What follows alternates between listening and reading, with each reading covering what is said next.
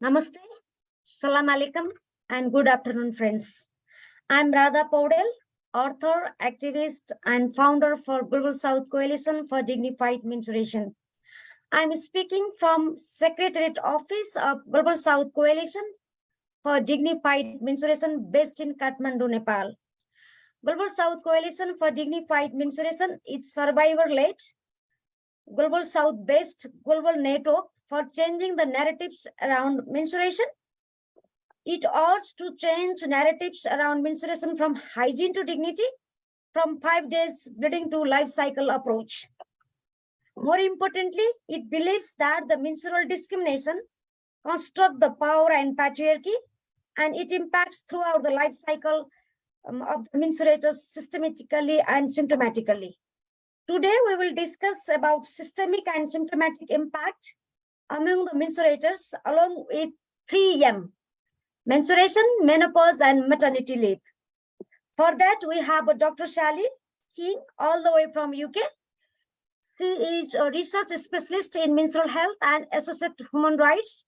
She founded the Menstrual Matters website in 2016, which remains the only evidence-based information hub on these topics. You can find it www.menstrualmatters.com. Before specializing in menstrual health, Dr. Sally spent nearly a decade evaluating human rights-based policies and interventions with the focus on gender equality. She has a master's degree in research methods, both qualitative and quantitative, and a PhD in medical sociology.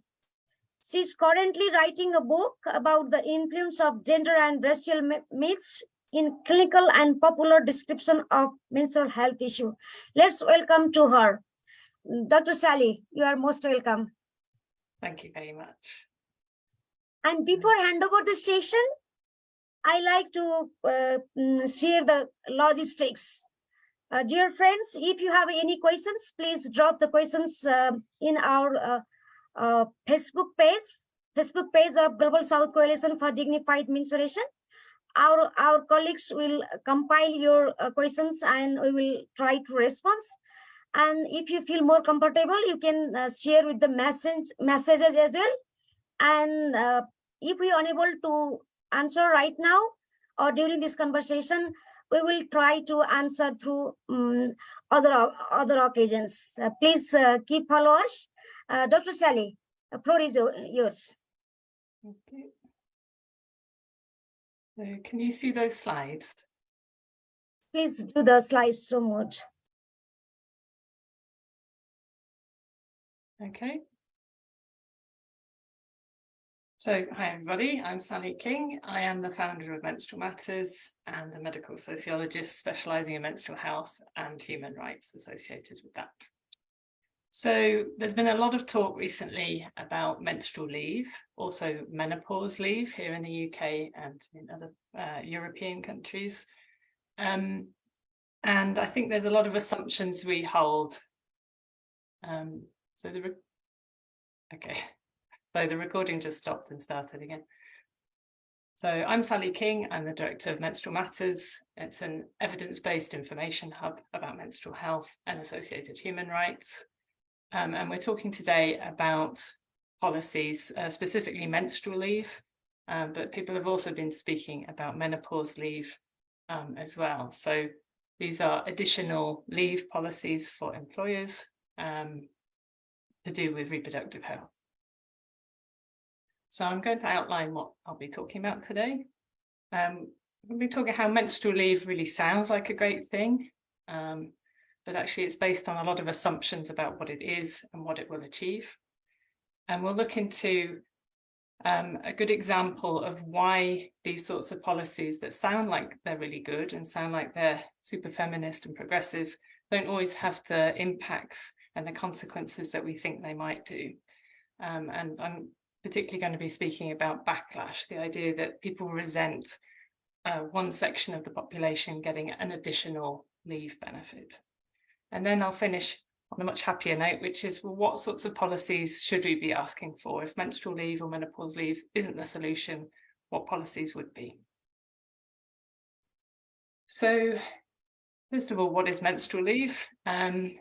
At its most basic, it's typically a day or days off, usually unpaid, sometimes paid leave. It's a bit like sick leave, but it's specifically for menstrual or in some cases menopausal health symptoms. And it's applied as being anyone who's a woman. So everybody who menstruates or going through the menopause is able to take this leave, whether or not they are currently menstruating. They might have come through the menopause, or they might be pregnant, or whatever else, and whether or not they actually experience severe symptoms on a cyclical basis. So on first look, menstrual leave sounds like a really nice idea. The idea is that maybe we get to rest a little while we're at work, or maybe it will improve things in the workplace for people who menstruate, because since industrialization occurred sort of 350 years ago, the workplace hasn't really considered the female body and its everyday needs, and menstruation being one of those things, a perfectly healthy and natural physical experience. But because the people who were in charge of developing workplaces were usually people who didn't menstruate, men, but also because the female body has often been positioned as inferior and as less important, and the needs of the female body being seen as somehow an illness or a disability or inferior thing, rather than it being a natural and healthy experience that could completely be managed in the workplace. So it's assumed to be good because it does sound like a good idea. And it's usually women that are asking for menstrual leave and menopause leave, and not just ordinary women, but quite influential women who we really respect, people who may be feminist, may be in positions of power. And so you sort of trust that they've done their homework and that this would be a good policy idea. But, and we know this from any policy and any sort of intervention, particularly if you think about interventions done under the guise of development, that people's intentions and what they want to happen doesn't always happen within intervention. And that's why we always must do some analysis or evaluation of a policy to see whether what they say is going to happen is happening, or if there are any sort of unintended negative consequences, and if so, to make corrections to those. The problem with something sounding like a really good idea initially is that that's what we like. So humans really like a nice story. We remember stories better than we remember facts. We like stories that make us look good or make us feel good. And so even if you have a lot of evidence going against a good story, it can sometimes be very hard to change people's opinions or their minds about that policy. So this is the job of the evaluator, is to sort of ignore all of the assumptions, find out what those assumptions are, and have a really good look at what does the policy say it's going to achieve? Does it achieve those things? And if so, well done. If not, what can we change? What would be better? So interestingly, most people who are promoting menstrual leave, they will say something quite vague, like it will support women in the workplace. It will improve women's position in the workplace. It will reduce period shame, or stigmatization of menstruation, or it'll improve menstrual health, these sorts of things. But they don't really back that up with information about what exactly, how it will do that. So there's sort of two main arguments. One, that will improve health, and the other, that will improve gender equality. And on the health side of things, the first thing that it's assumed it will do is make menstruation better in the workplace, or at least make the workplace somewhere where you can have your healthy period without shame, without discrimination, and without any problems. But of course, what menstrual leave actually is a day off for people. So actually, as an employer, you don't have to change your workplace at all with menstrual leave. It doesn't make you do anything about cleaning toilets, having provisions in those toilets, clean water, having rest breaks, allowing people to go to the toilet. in the UK may be providing period products. It doesn't say anything about that. And in fact, it's sort of taking menstruation out of the workplace, which is exactly what we don't want to happen. What we want to do is improve the working environment for people who menstruate. The second idea that it would improve menstrual health sort of directly. So most people don't have a menstrual health issue. So most people menstruate on a regular basis, and it's not brilliant. It's not a wonderful experience. It is a costly experience in that we're losing blood, so we're losing iron from our system. And also it's typically associated with pain and other physical symptoms. And in some cases, it can trigger or worsen underlying health conditions. But the point is we can't confuse healthy menstruation with these underlying health issues. And again, here in Europe and in the UK, we already have very good labour rights for people who have underlying health conditions. So if you have very severe pain, very heavy bleeding, or you have a condition like depression, or very strong anxiety or epilepsy that might be triggered by the menstrual cycle, you're already covered by the existing labour standards in Europe for your employer to make reasonable adjustments. What that means is that your employer shouldn't discriminate against you because you have this health condition. They should let you have time off if you need it. They should let you change your job slightly if at certain times of the cycle you're unable to do parts of your role. And they should always make sure that people can cover your position if you need to take extended time away from your role. This is already covered. So again, menstrual leave, which is a policy which is about taking a day off, it doesn't really help those people with those underlying conditions because it's not providing anything different than it should already be happening. But also it's implying that if you have a menstrual health condition, as opposed to any other health condition, that you should deal with it yourself at home.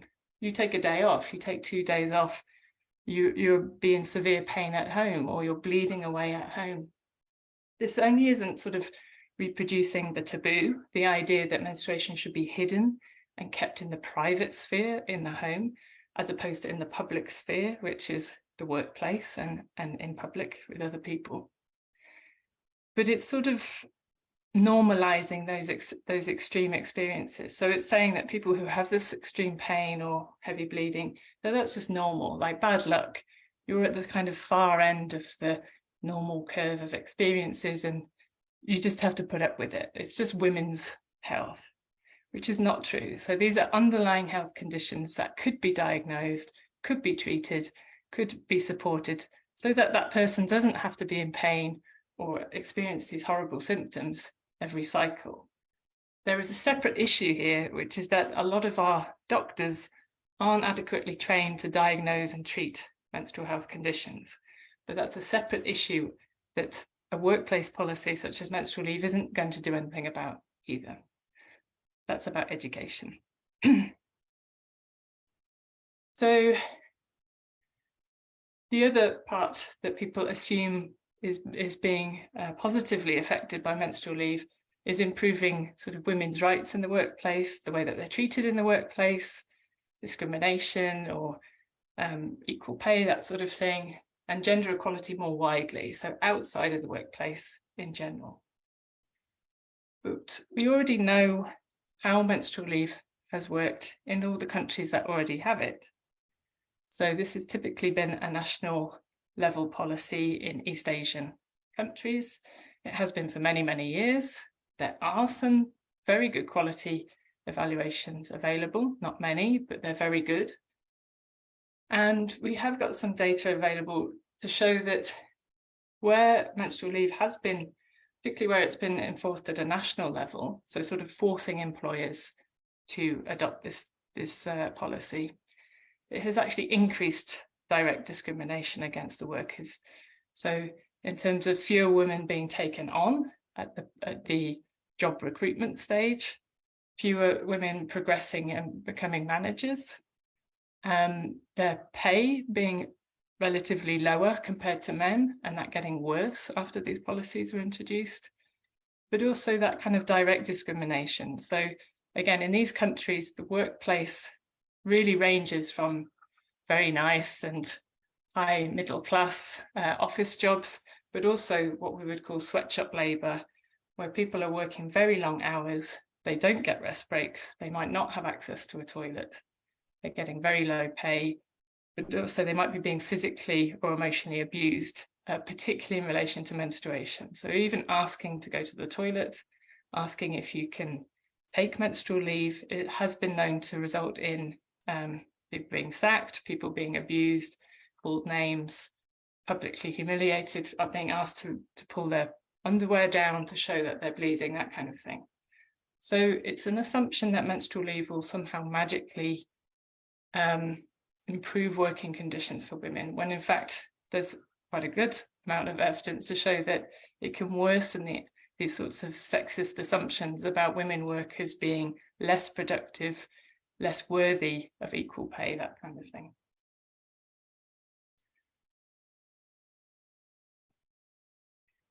And then we're going to get on to what would work better. What we really want is for things to change in the workplace. We want it so that the 90% of people who don't have a menstrual health condition can manage their periods in the workplace without being penalised in any way, and feel comfortable to even say, I need to go to the bathroom, I need to, my period has started, I need to just sort it out, or maybe I need to go and have a rest for half an hour, I need to go and take some painkillers.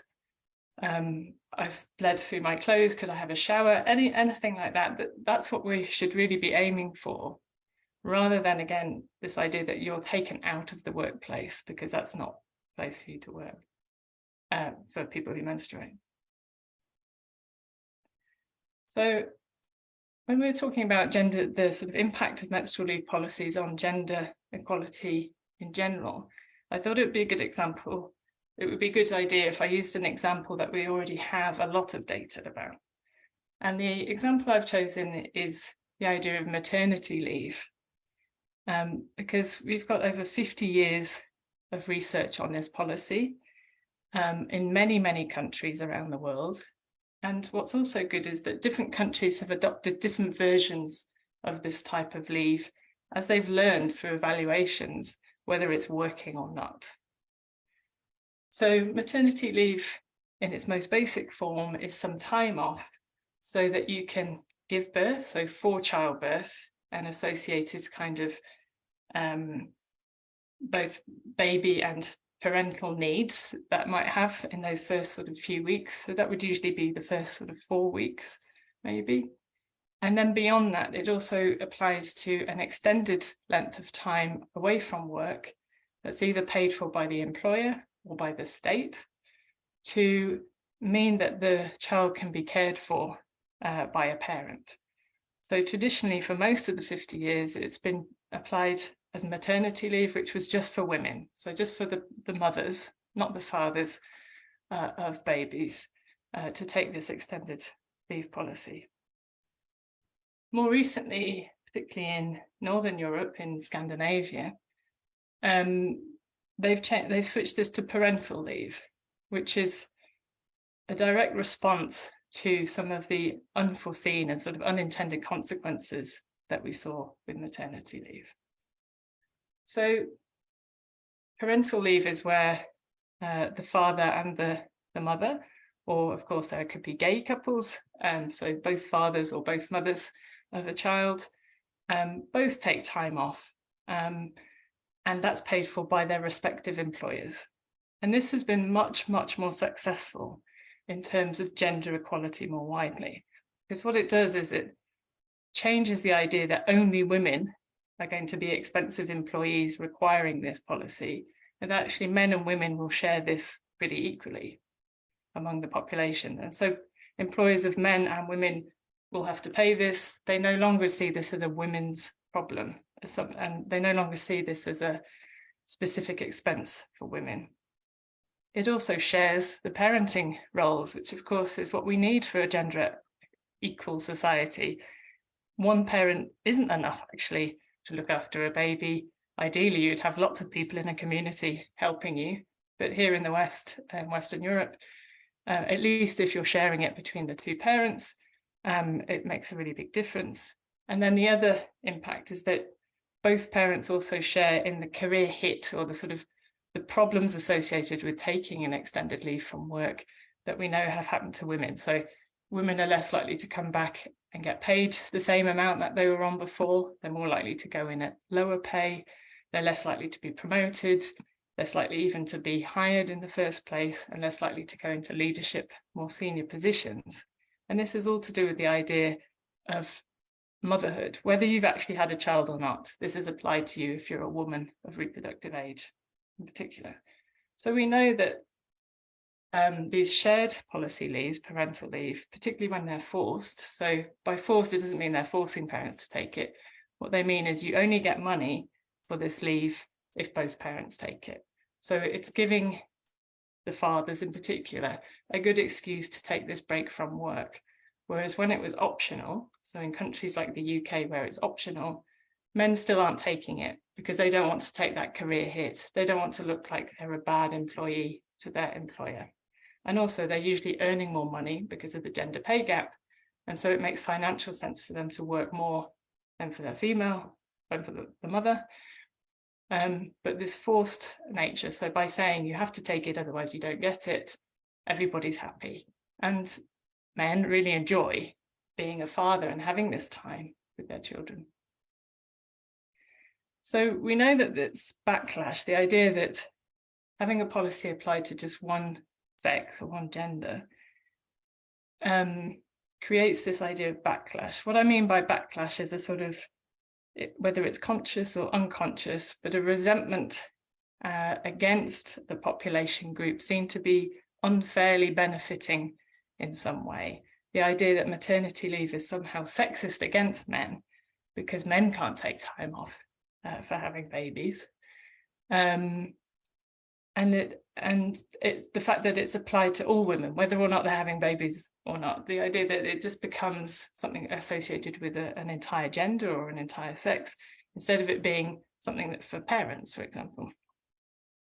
So in the US, they don't really have a good maternity leave or parental leave policy. That's because the US is extremely capitalist. They're sort of super capitalist. And interestingly, they perform much better on some gender equality scales than they do overall. So overall, the US doesn't perform brilliantly on gender equality. We have this annual review of the gender gap done by the World Economic Forum, and you can see this for yourself. But on economic equity, or sort of the idea of how women are perceived in the workplace, the US does much better. And that's directly because they don't have a long maternity leave policy. So there's no resentment, conscious or unconscious, against women in general, because they don't really get much extra leave or support when they become parents. So this is how we know that this backlash, the idea of resentment towards people benefiting, so it's seen as unfair. It's not really, because if you're having a baby, you're having a baby. How it is a real problem. Oh, I should have gone to this screen before. So this is what I mean by backlash. It's either conscious or unconscious resentment of, but also associated discrimination against people due to this perceived unfair advantage. And this is quite often biologized. So again, it's just anybody who looks like a woman is seen as like they're going to be more costly employees if they have children, whether or not they want children or can have children or anything else. So we have to remember that even though that this backlash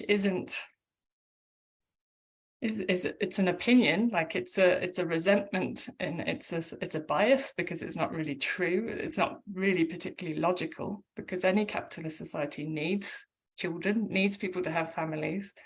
It just doesn't want to pay for any of that.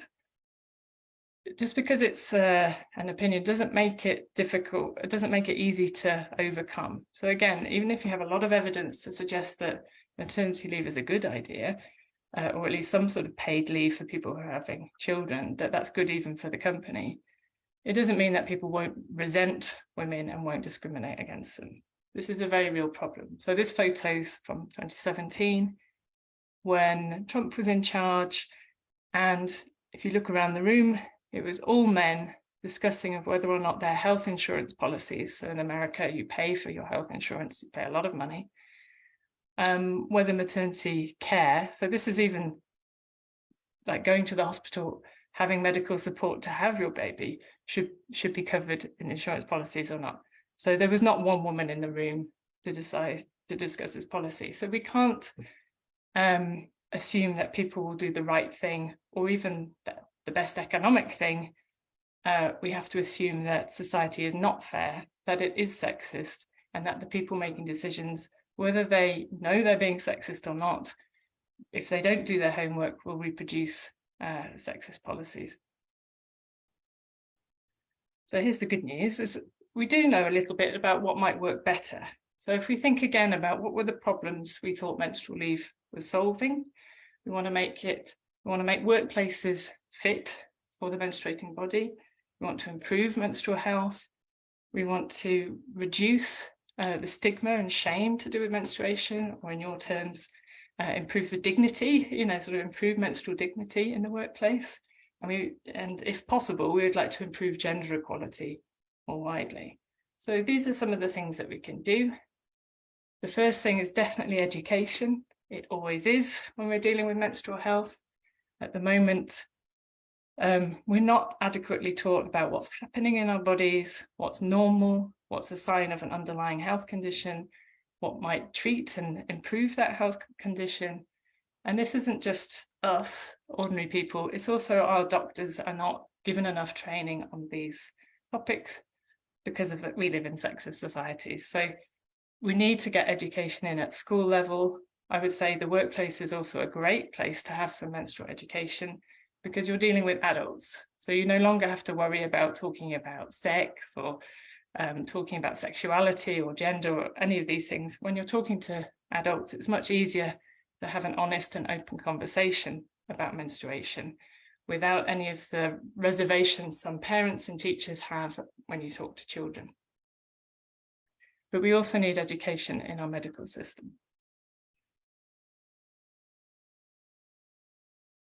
So I'm aware that when I'm speaking about this policy and why it wouldn't work, that I'm speaking from a privileged position in the UK, that we do have good basic labour rights. So they're not ideal. We still have a massive gender pay gap, for example, or a large gender pay gap. We still have lots of companies abusing their powers over their employees, but at the same time, we have much better basic rights. So we're really only talking about some small things, so adequate toilet and rest breaks, limited working hours so people aren't absolutely exhausted and made ill from overworking, having clean toilets with water and soap, ideally access to period products or painkillers, for example. Having paid sick leave. So again, I'm lucky I live in Europe, although I'm unlucky in that I'm self-employed, so I don't get paid sick leave. But were I working for a company, I would get paid sick leave automatically. Fair wages. So again, adequate wage for your workers, male or female, but also that they're the same if you're a man or a woman. There's no reason why you should imagine that women are less productive because they have a period. And in all the studies that have looked for that, I know there's been a few that have assumed that women don't work as hard during their periods or just before their periods. That is never found. So when you compare men and women's work rates over time, they're the same. And in fact, in many studies, women are more productive.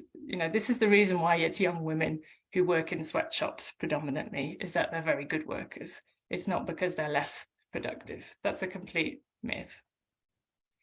It would be good to have equal opportunities. So again, I'm lucky in the UK, we have legislation to protect people's rights. So if you have a health condition, for example, that you can't be sacked, that your employer has to make changes so that you're able to carry on working. So we already have some good policies that should apply to menstrual health issues. And anti-discrimination policies again. So again, protecting workers from these societal assumptions and biases that we all have. We've all been brought up with them. And if we haven't had the good education on menstrual health, we will be unintentionally reproducing some of these assumptions. The main one being that severe period pain, severe heavy bleeding, any underlying menstrual health issue is just normal. The idea that it's just a bad version of a period, it's untrue. These are health conditions, and then the normal period is a healthy experience for most people. And then flexible working. So this is a slightly more, this is something I'm arguing for in the UK, but if you don't have those basic labour standards in place, I'm not sure how possible flexible working policies are, but in the UK and Europe, this is possible. The idea that you could just be more flexible about when and how you work, so that if you need to take half an hour or an hour or even 2 hours of rest because you have a painful period or heavy bleeding, that's okay. You're not going to be discriminated against because of that. And there might be somewhere in your workplace you can go to take pain medication or have a hot water bottle on your tummy, or just to rest for a few minutes and then going back to work. And an important piece of this would be it relates to the education point, that you're not going to be stigmatized for revealing that you've got your period or that you need a break. So we have a lot of workplace cultures here where even if you're ill, like you have a flu or a cold or COVID, this sort of macho idea, the idea that you should carry on working regardless. This is, again, an illogical idea, because what you will do is infect your colleagues and you will reduce the productivity of your company significantly by making everybody ill. But also, it's unreasonable to think that you can work when you're ill. You can't. And so the culture sometimes needs to shift to realize that having rests, having breaks actually makes your company more productive. It avoids people getting ill and needing long time off work. But also you'll retain your staff longer because they are happy and healthy in their work. And then chronic illness support. So this is, again, protected by law in Europe. And it's that maybe just at certain times in your cycle, you can't do one part of your job. Then you just have a conversation with your manager and somebody fills in for you, or they just change your role slightly so that you don't have to do that. And again, that you're not penalized for this. So it doesn't result in you reduced pay or anything like that. Unless maybe if you reduce your working hours, but generally that you're not being disadvantaged because of your health condition. And then contingency planning, that just really means is taking on the board the fact that your female employees, their periods will start at usually an unknown time during the day, and sometimes that's during work hours. And so people might need to take a rest or a toilet break at any point. So if you're in a role where you have to be there, you have to stand at the front of house, for example, or you're on reception, that if you get your period, that somebody could come and cover you for a few minutes, and then you can come back. So again, we're not asking for a lot, just some sort of basic understanding about the human body. So that's the end of this presentation. I'm hoping there's going to be lots of questions and conversation about this. I did publish a book chapter outlining, so I evaluated the world's existing menstrual leave policies a few years ago, but actually on the website, I should have put the link here, I've done a series of blogs outlining the content of that chapter, so you can read it for free on the website at Menstrual Matters. Thank you.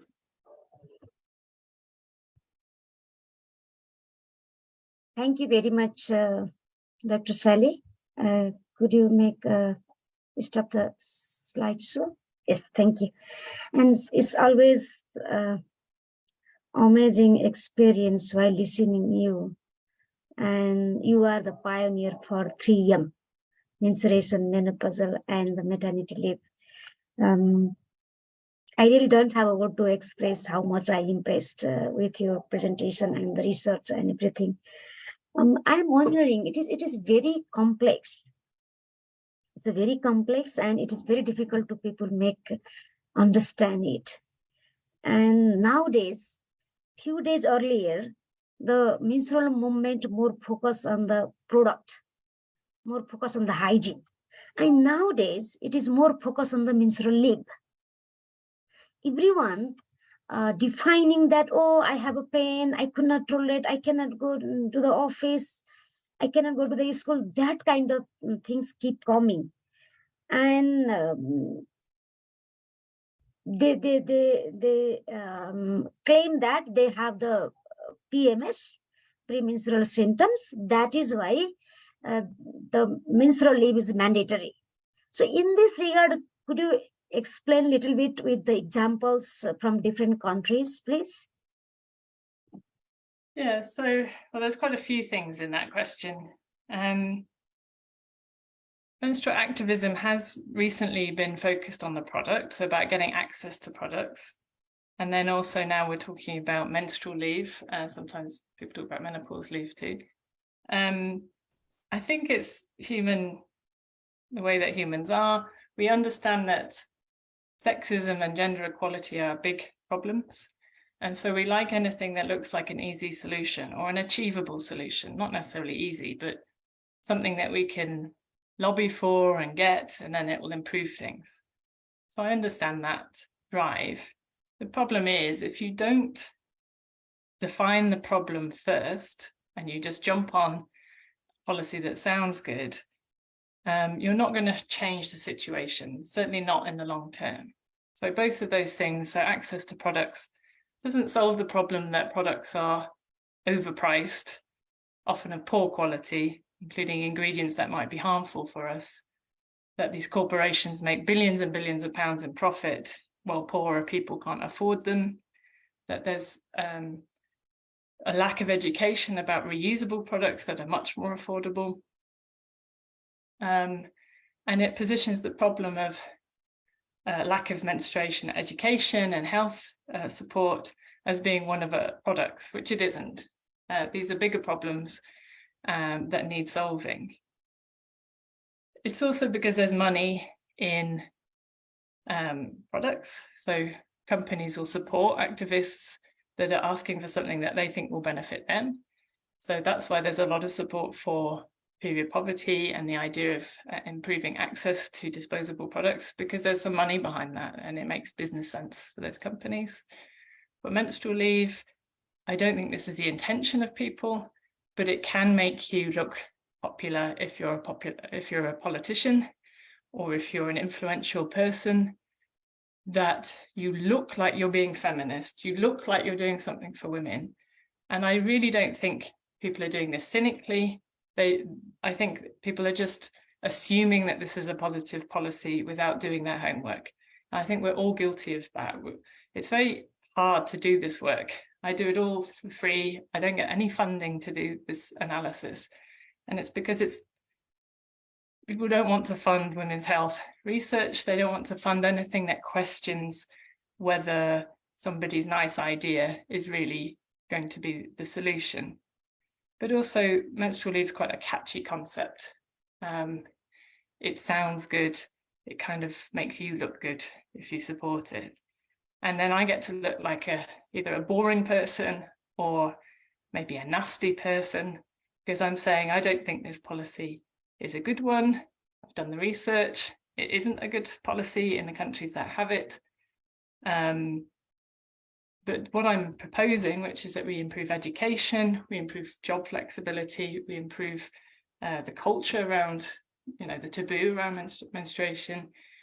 People just don't see how easy that could be to achieve. And it's just less, as I was saying before, it's not as good a story as menstrual leave. Menstrual leave is a much stronger story. And so is period poverty. We love a good story that, particularly if it reinforces something we already kind of believe.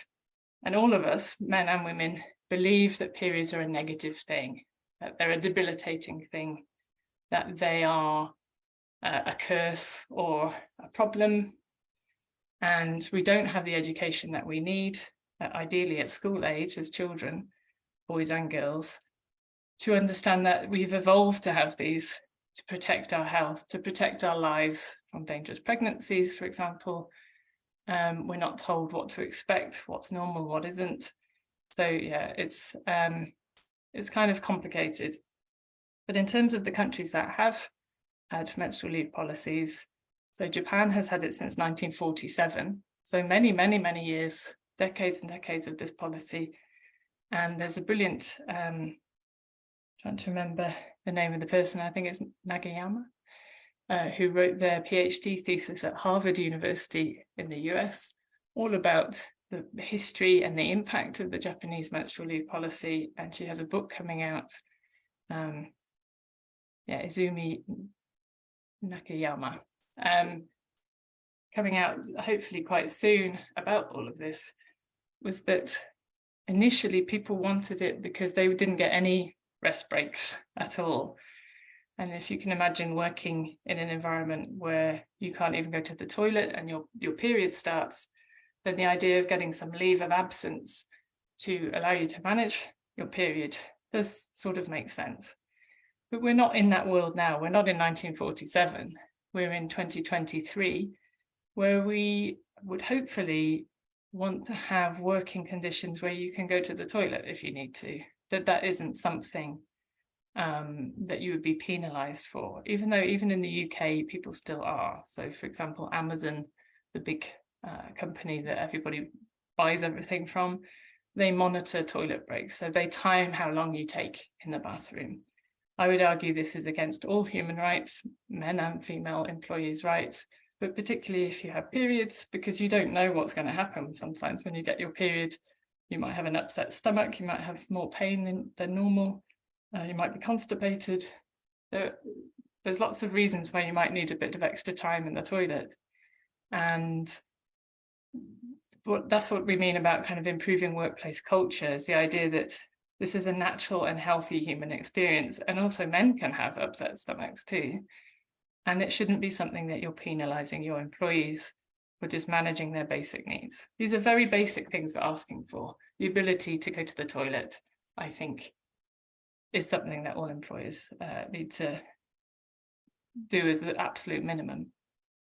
Some other countries we know about, again, mainly the information comes from countries and places that would be associated with sweatshop labor, the sorts of large factories with lots of younger women employed, but with very few employee rights, few breaks and things like that, but also where gender abuse can be quite bad. So people being humiliated, hit, shouted at, shamed because of menstruation. But that doesn't mean that what's happening in Europe at the moment is much different. A bit like how we talk about menstrual dignity, the taboo is everywhere.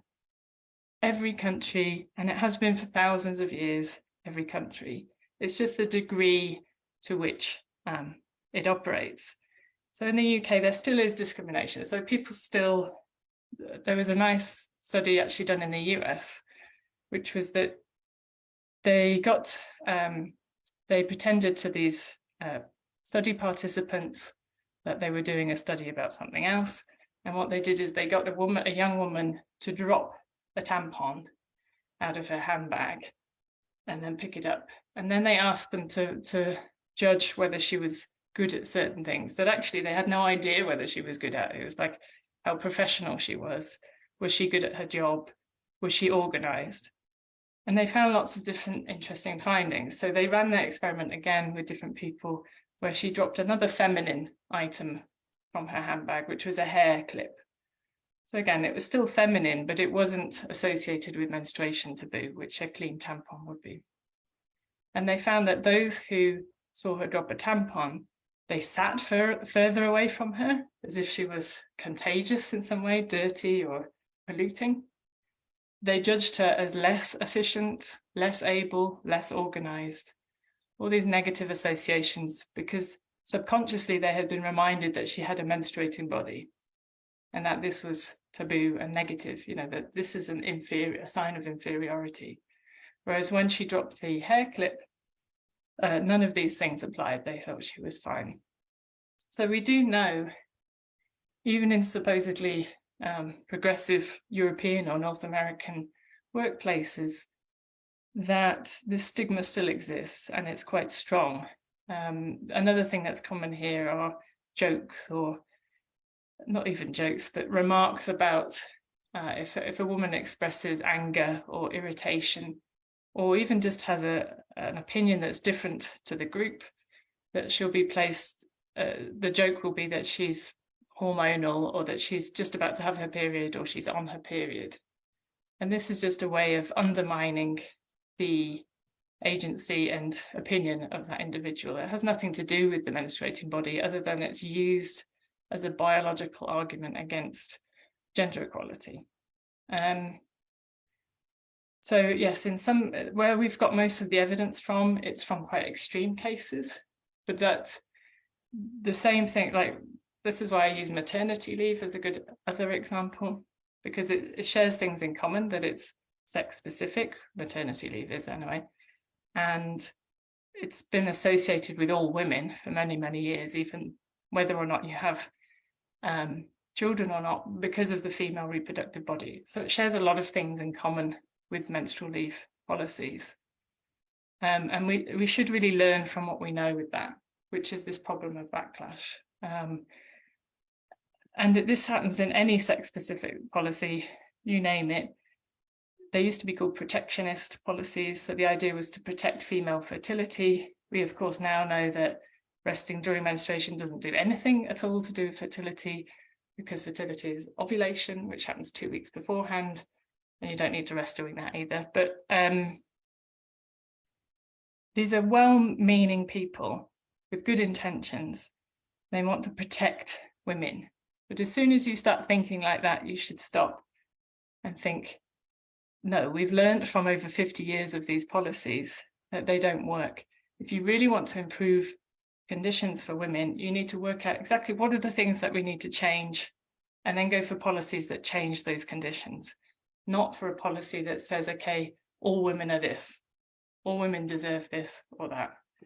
That isn't how we get change. Yeah, thank you so much. This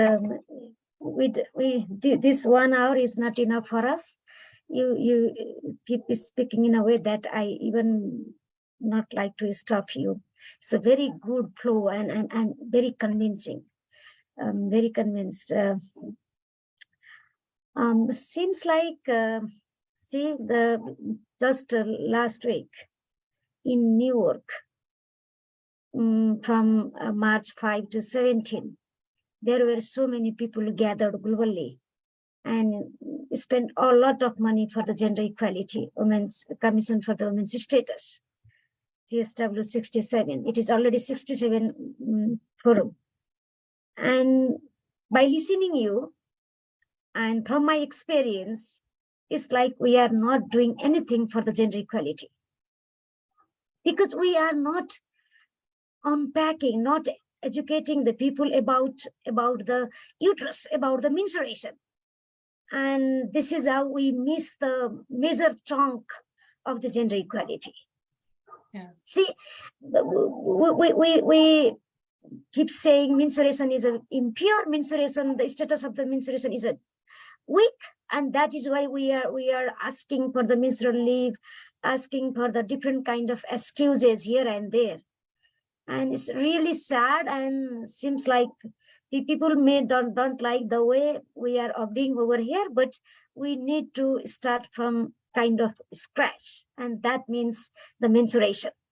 And then we can pave the way for the gender equality indeed. You have already touched a little bit about the challenges, but I wanted to hear more because we don't have much time, but it's okay. We will have another conversation, but I wanted to hear more about the challenges while working on the menstrual dignity or dignified menstruation or something different from the crowd.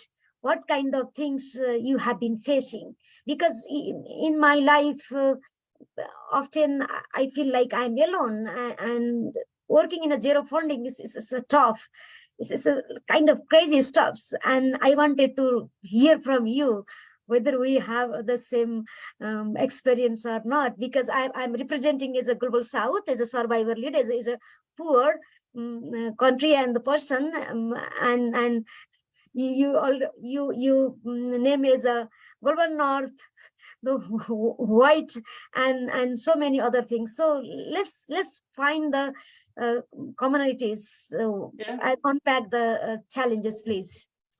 Yeah, so as you just said, funding is a big problem because we don't live in a gender equal society. And so anything that you do about particularly women's health or women's rights is underfunded, partly because traditionally in history, not so many women had access to wealth. This has now changed. There's plenty of very wealthy women in the UK, for example.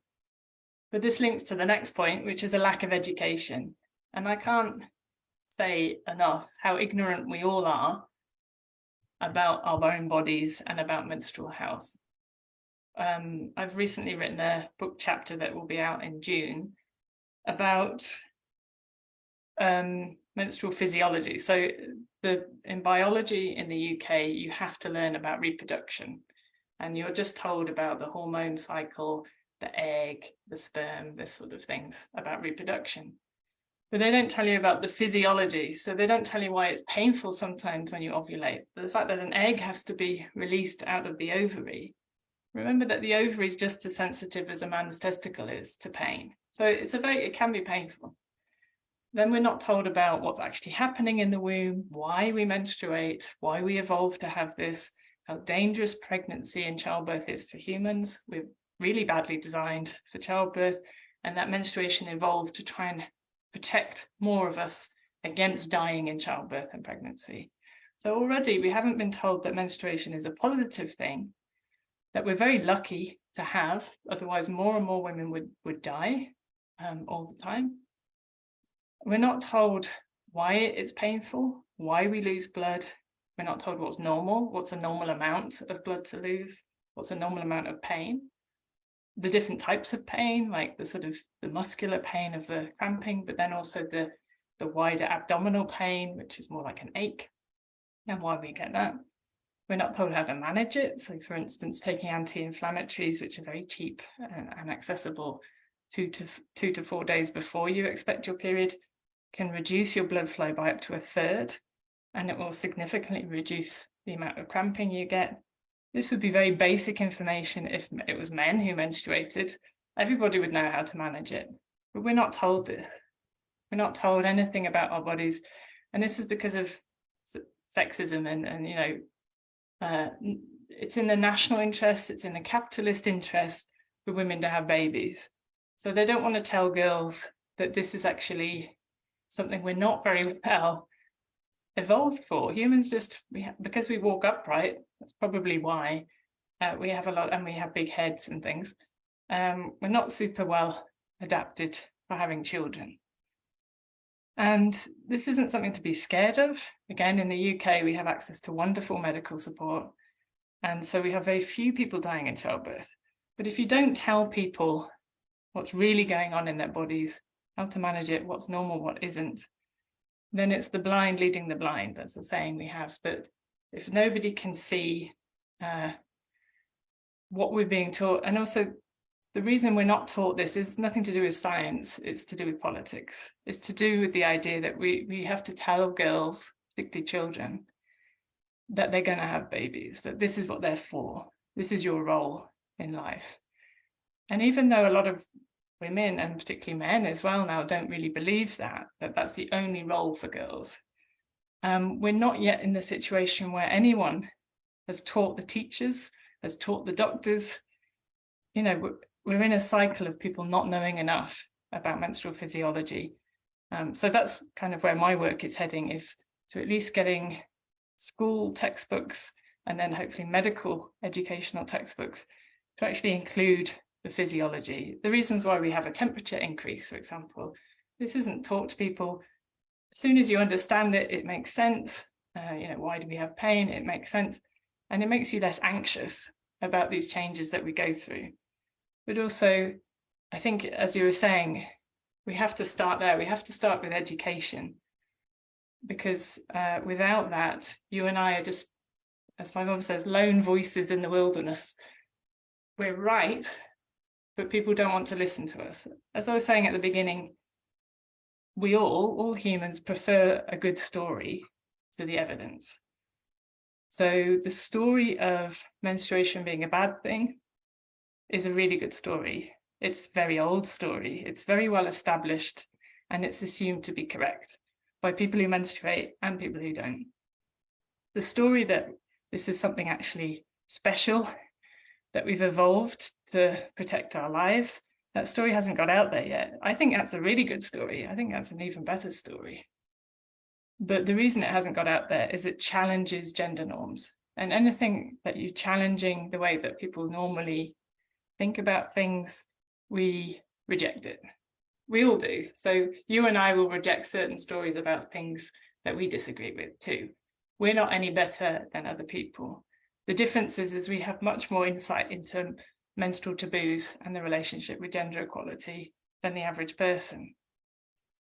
So sorry to go on and on, but yeah, I think we share very similar challenges. And I think it sort of annoys me here in the UK, and I know it annoys you, that Nepal is often used as an example of where the taboo is strong. You know, this idea that this is a problem in Nepal, or this is a problem in India because of their religion, because of these cultural ideas. And I say, no, it's a problem here in the UK too. And we have quite a different culture, and we don't have a particularly religious society anymore. So how do you explain that? But again, people in the UK are happier, see this as a problem elsewhere. And in fact, researchers can get funding from the UK to do work in Nepal reasonably easily. But to do work in the UK, no. Because again, it's challenging the dominant narrative, which is we're fine here. We're more enlightened. We're more sort of progressive and flexible, this sort of thing. But it's just not true. But yeah, we share a lot, I think, in common. We're just working in different places. That's the only difference, like different sort of contexts, different places, and of course, poverty being different, the levels of poverty being a major issue in this. Very true, very true. Thank you very much. Actually, many of my friends from Europe, they keep saying that the global South, especially the South Asia, it is a Hindu-dominated region. This is how the menstrual taboo is a century-based religious practice. This is how they claim, and I always disagree with them. And this is how the project, even the media covered in that way. Several times I try to convince, but they don't like the way I present. Just last month, I was asked from a very popular newspaper from Japan. And then, I don't know, that journalist wanted to get the information about the menstrual hearts. And that journalist wanted to touch with the family members of the menstrual hearts. So, and then I said, it is a kind of story now. The government has already dismantled, has a policy. There are some loops in the policy, I do agree, but it's not that issue. If you go through the everyday activities of the menstruating girls, even in the Kathmandu, capital city, going in a very rich school, and she has to wake up at least 30 minutes earlier in the morning to take care of her blood by hiding with any family members. And then I gave a long testimonies, and finally that journalist convinced. And I don't know whether that journalist published my idea or not, but usually even the journalists, even the academia, even the INGOs did not like to incorporate what I'm suggesting, what I'm giving the evidences. So very tough because as you said, the money usually comes from the global north. It's a politics. Neither you nor me can control it, but nevertheless, we will continue our journey. whether we will get the funding or not, unless and until we have a internet, unless and until our brain is working, we will keep writing in blog, in Facebook, and we will have that kind of webinars, and we'll continue our battle for making the life of each menstruators dignified. We have so many questions, but we don't discuss much because we are so much focused on the conceptual clarity. Unless and until there is no conceptual clarity, it is worthless to discuss about the other things. So we will continue. If people have questions, you can put them in the comments underneath, and if I see them, I can have a go at answering them. But as Radha says, we can also have another talk about something in specific. If there's something that a lot of people are asking, we could do another talk. So yeah, don't worry, if you have a question for me, I can still get it. Yeah, and Lal, is there any questions? Maybe when they are not prepared because of the time. Let's compile the questions and we'll have another conversation for the same title, maybe in a couple of months. We need to discuss a lot about it because we have to go through the perspective of the human right, the ILO 190, and the religious perspective and contraceptive. Why do people are using the contraceptive? That kind of things we need to see. So let's stop right now. If you have any last message to the audience, to the academia, to the donors, please go ahead. Well, I wanted to be a bit more positive, which is because these conversations are in the media at the moment, it gives us a chance to talk about education and to talk about human rights that are associated with the menstruating body. So there is an opportunity here for people to do a bit more homework and to hear these other opinions. So if you do work in media, please try and promote some of this work. Would be very helpful for us. And I think, there's more and more people interested in the topic, which is really what our job is. So it's not all bad. Yes. Thank you very much, Sally. You are my inspiration. Well, you're my inspiration, so it's mutual. I really humbled, and we will continue our conversation. And friends who are following us right now and later through the YouTube channel, please keep commenting. Your feedbacks, comments, input matters a lot for shaping the dignified menstruation global landscape. And also follow us, the Global South Coalition. We will have different webinars. In upcoming webinar will be about dignified menstruation amid pandemic. It will be the 7th April WHO Day. Please follow us. Thank you very much for watching us. Thank you.